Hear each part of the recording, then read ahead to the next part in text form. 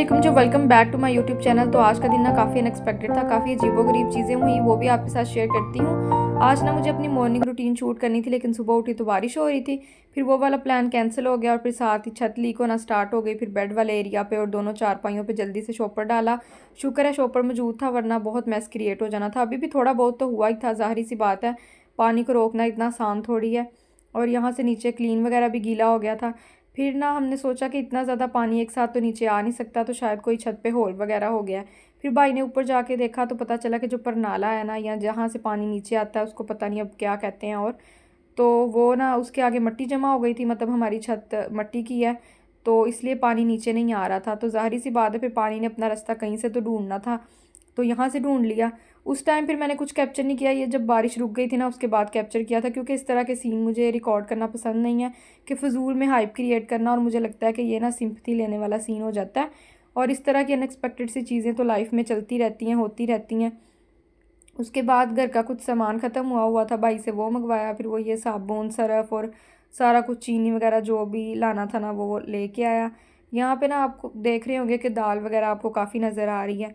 तो मैंने आपको लास्ट टाइम भी बताया था कि मेरी सिस्टर को गंदम से एलर्जी है, तो उसका जो आटा है ना, वो हम लोग खुद बनाते हैं। और फिर बच्चों को तो रोटी खिलाना इतना मुश्किल है। फिर मामा मेरी ना वो काफ़ी स्ट्रेस भी लेती हैं इस चीज़ से कि मतलब मेरी बेटी ये नहीं खा सकेगी और वो नहीं और ये वो ना, और काफ़ी चीज़ें वो ट्राई करती रहती हैं कि कुछ ना मैं कर दूँ कि जिससे उसको चीज़ें पसंद आने लग जाएँ या खा ले। आप लोग भी बताइएगा कि अगर आप कोई रेसिपी आपके पास ऐसी हो, अगर आपके किसी बच्चे को भी इस तरह की प्रॉब्लम हो तो शेयर कर सकते हैं। मैं मामा को बताऊँगी, फिर इंशाल्लाह हम लोग भी ट्राई करेंगे। तो यहाँ पे सारी दालें वगैरह ऐड कर रहे थे हम लोग ना। और हम इसको कैसे बनाते हैं, इसमें दालें ऐड करते हैं, दाल माश, दाल चना, मसूर की दाल, मतलब जितनी भी होती हैं। उसके अलावा सौंफ का आटा भी ऐड कर देते हैं। फिर जी साबूदाना हो गया, सिरका वगैरह, इस तरह की चीज़ें, मकई और बाजरे का आटा, इस तरह की चीज़ें ऐड करके बनाते हैं। और अगर कुछ मिस हो रहा है तो मैं मम्मा से पूछ के बता दूँगी कि और इसमें क्या ऐड करते हैं। तो हम लोग ना इसको इतना ज़्यादा नहीं बनाते हैं, एक तो ये काफ़ी एक्सपेंसिव बनता है, और दूसरा ये कि वो है भी छोटी है तो इतना ज़्यादा खाती भी नहीं है। और बड़ी मुश्किल से इवन आप कह सकते हैं कि उसको खिलाना पड़ता है, दिन में एक आधी रोटी ना के खा ले, उसको आदत पड़ जाए।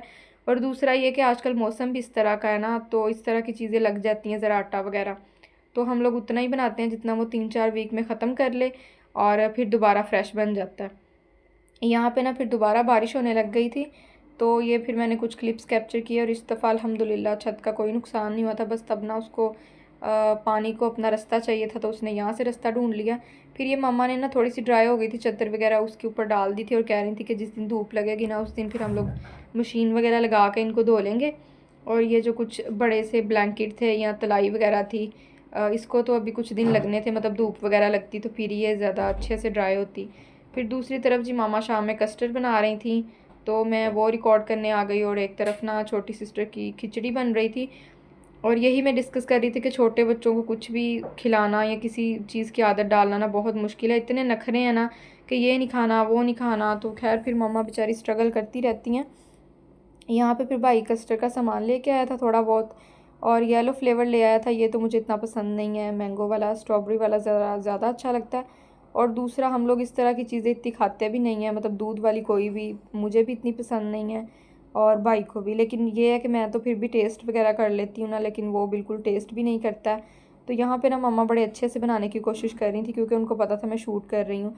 और ऐसा हमेशा आपके साथ भी होता होगा कि जब आप कोई चीज़ ज़्यादा अच्छे से करने की कोशिश करते हैं ना, तो वो पहले से भी या नॉर्मल रूटीन से भी बुरी बनती है। अच्छा, ये ना यहाँ पे सामान पड़ा हुआ था, ये भी मैंने आपके साथ व्लॉग शेयर किया था। ये एक आधी चीज़ चेंज करनी थी, ये लाए थे हम लोग ना नेमल का बनाने के लिए रोटी वगैरह, लेकिन ये बिल्कुल सही नहीं था, तो इसलिए इसको वापस करना था, ट्राई किया था।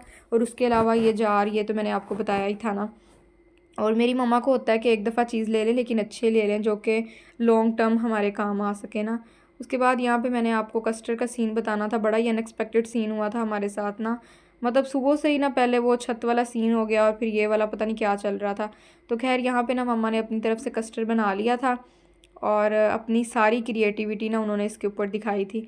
यहाँ पे उन्होंने बॉल के अंदर ना कस्टर्ड डाला, और मुझे लग रहा था कि ये और थिक हो सकता है, लेकिन वो कह रही थी कि नहीं, इसको ना फ्रीज़र में रखेंगे ना तो फिर इसने अपनी सही हालत में आ जाना है, मतलब थिक हो जाएगा खुद ही ना।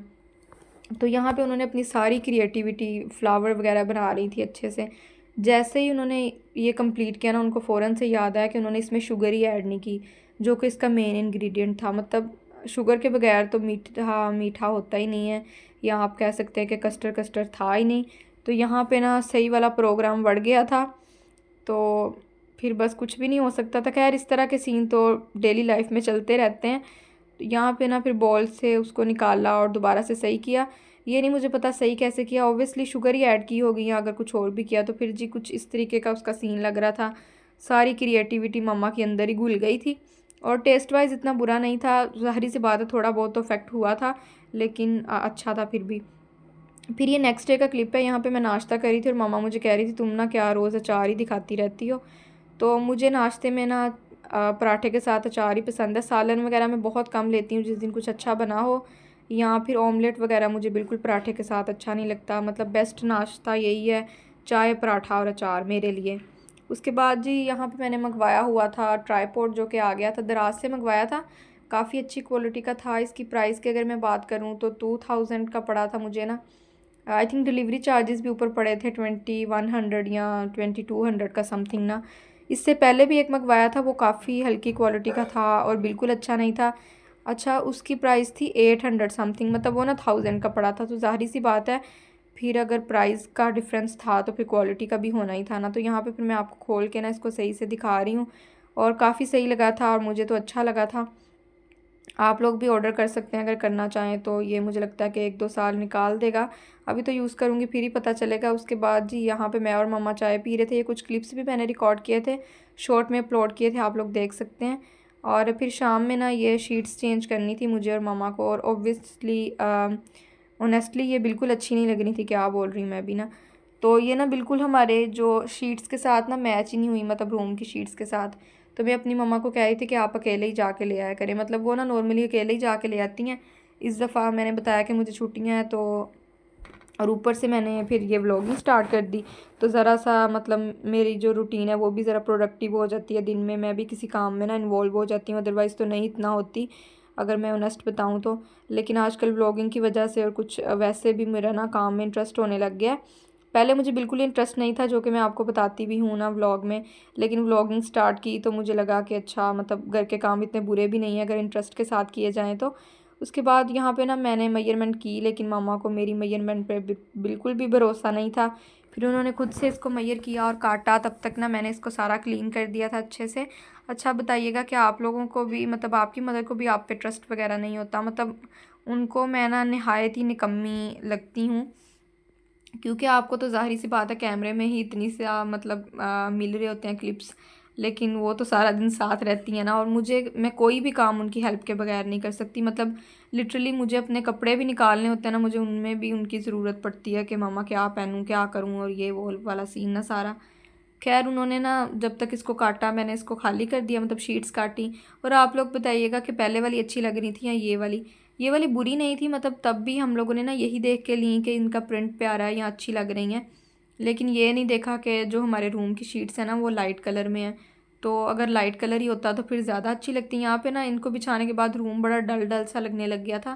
آپ لوگ بھی بتائیے گا کہ آپ کو بھی لگا ایسا، یا پھر مجھے اور ماما کو ہی صرف فیل ہوا. یہاں پہ پھر ہم لوگوں نے یہ چینج کر دی تھی اور پھر کچھ اس طرح کا لک آ رہا تھا. پھر نا یہ ٹیبل کی بھی شیٹ چینج کرنی تھی. یہ یہاں سے پھٹ گئی تھی، اس کے اوپر نا موس فل رکھا تھا. تو میں اور ماما یہی ڈسکس کر رہے تھے کہ اگر اس نے شیٹ کی یہ حالت کر دی ہے تو ہماری اسکن کی کیا حالت کرتا ہوگا. خیر یہاں پہ نا پھر چھوٹی سسٹر بھی آ گئی تھی، اس نے بھی ماما کی ہیلپ کی اور یہ ماما نے کاٹ کے اس کے اوپر ڈالے. اور آپ لوگ بتائیے گا کہ آپ کو میرا اور میری ماما کا بونڈ کیسا لگ رہا ہے. اور یہاں پہ پھر نا وہ کاٹ رہی تھی، پھر ہم نے اس کے اوپر ڈال دیا. اور بس پھر یہی کچھ ایسا ہی سین چل رہا تھا. اور آپ لوگ بتائیے گا کہ کیا کر رہے ہیں آپ لوگ نا. ویکیشنز ختم ہو گئی ہیں آپ کی یا چل رہی ہیں؟ کون سی کلاس میں پڑھتے ہیں؟ کیا سین ہے؟ اور ملتے ہیں کسی نیکسٹ ویڈیو میں. اللہ حافظ.